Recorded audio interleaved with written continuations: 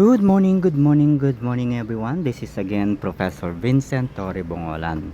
Yan, pag-usapan natin ang tinatawag na acid test.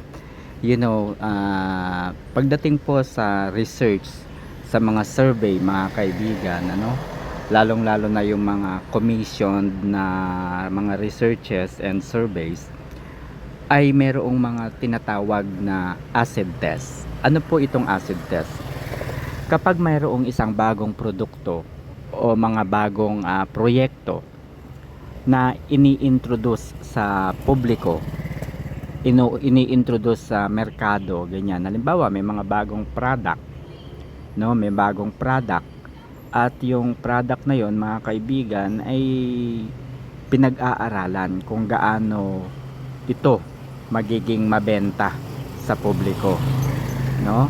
Ang paraan para malaman ang pulso ng taong bayan, no, ng mga consumers, ay acid test kung tawagin. Okay? Acid test kung tawagin. And then itong mga survey na ito, mga kaibigan, ay merong tamang paraan ng pagtatanong. Okay? So halimbawa, ang itatanong po nila ganito: ano kaya ang dahilan kung bakit nagiging mabili at madaling maubos ang mga proyekto, ang mga produkto ng ANG Manufacturing Company? So, kung yung mga tao, mga kaibigan, na isa-survey, ganyan po yung tanong nila. Ganyan po yung tanong sa kanila. Ano ang dahilan kung bakit tinatangkilik ng mga consumer yung produkto, 'di ba? So, yung consumer ngayon na ini-interview, na kinakausap, tinatanong, magiging curious, 'di ba? Magiging curious. So, ang gagawin niya ngayon, bibili siya ng produkto after o pagkatapos niyang ma-interview. Kasi ang susunod na tanong diyan, magkano, ilan, no? Magkano ba yung kaya mong ubusin para o gastusin para makabili ka ng produkto? Susunod na tanong diyan, kailan ka bibili? Yan po yung mga tanong na susunod. So, lahat po ng mga sagot doon sa mga katanungan na yan ay i-analyze, tapos makikita natin base doon sa resulta ng survey, malalaman kung magiging patok ba sa merkado yung produkto. So, ayun guys, no? Ito po yung nakikita natin na ginagawa ni Congresswoman Leila De Lima. Yan po yung strategy na kanyang ginagawa. No, yan po yung strategy na kanyang ginagawa. Bakit?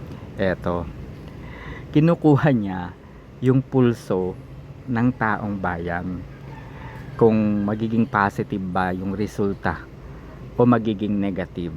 Una po niyang ipinost, posible na si Nicolas Torre III ang isa sa magiging matinding kandidato para sa pagka-vice presidente o pagka-presidente sa taong 2028 na makakalaban ni BP Sara. Tapos ang sumunod, ang sabi niya, posibleng si Nicolas Torre III ang makatalo kay BP Sara. 'Di ba? Posibleng si Nicolas Torre III ang makatalo kay BP Sara. Pero siyempre nakikita natin yung resulta ng mga survey na yon, kung gaano kaingay, ilan ba yung engagement doon sa sinabi ni Leila De Lima. Ang dami, di ba? So yung mga negative na yon ay pwedeng i-convert, no? Pwedeng i-convert yung mga dami ng likes, dami ng sumagot doon sa survey, no? Doon sa tanong niya, doon sa post, mabibilang yon. Pero kung titignan natin, ang binilang nila yung kabuuan, yung dami ng engagement. yung dami ng engagement ang bibilangan nila doon. Hindi po yung feedback ng tao, hindi po yung nababasa natin, hindi po yung mga negatibong feedback.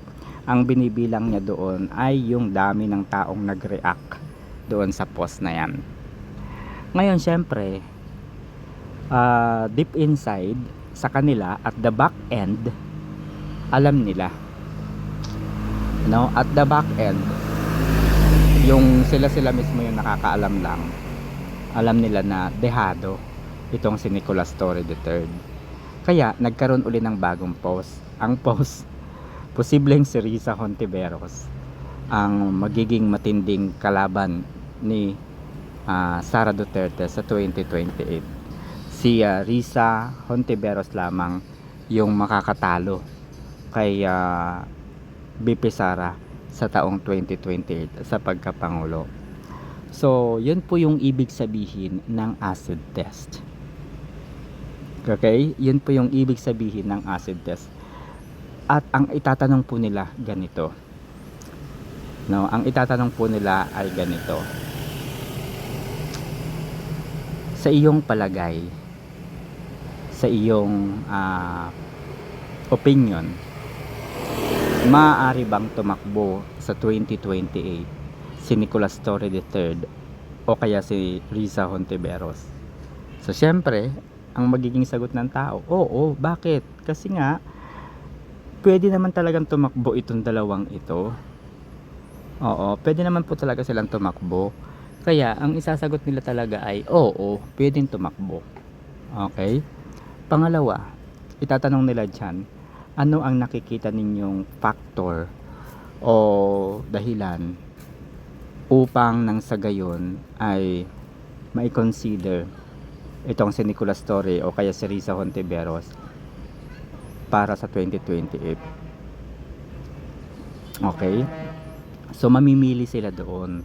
Mamimili sila doon sa mga comment na yon kung ano yung pinakamaraming isasagot. Tapos sa susunod na post nila, yun yung gagamitin nilang panghatak ng panghatak ng comment, no? Panghatak ng so yun na. Alright, so mga kaibigan, eto po yung ating tanong sa mga nanonood ngayon. Okay, sige, mag-a-acid test din po tayo. But anyway, para sa kaalaman ng lahat, bakit ko alam yung acid test na yon? Okay, so dahil po sa aking sariling karanasan, experience at sa aking pinag-aralan. Nagtapos po ako ng Statistics, Master of Applied Statistics, and nagtrabaho po ako sa malalaking research company, no? Market research company, no? Hindi ko na lang babanggitin, pero isa po ito sa pinakamalaking research company na nandito po sa Pilipinas at sa 100 countries. Okay? Naging senior data science executive po ako. Kaya alam ko po yung ginagawa o yung trabaho ng isang statistician. No? Kaya hindi po ako naniniwala sa mga survey kapag hindi ko binasa yung methodology ng research. Kapag hindi ko binasa yung methodology ng isang survey, ay hindi ako basta-basta naniniwala. Tinitignan ko po talaga yung data, ilan ba yung mga respondents, ano ba yung mga tanong, paano nga ba nila ito ginawa yung tanong, ano ba yung intention, ano ba yung tono ng tanong. Kasi nasa tono po ng tanong yan. Kasi kapag hindi ka, kumbaga pag hindi mo ginawa ng paraan o hindi mo pinag-isipan kung paano mo itatanong yung isang bagay, hindi mo makukuha yung gusto mo. Alright? So kung nais ninyong magkaroon ng ganitong uri ng mga analysis, ay huwag ninyong kalilimutang mag-subscribe sa aking video. At ibahagi na rin po ito para sa kaalaman ng lahat. Anyway, kung kayo po ay mayroong katanungan para sa inyong mga research, mga thesis o dissertation, feel free to contact me, and I'll be willing and very much willing to help you. Yun lamang po. Maraming salamat and God bless.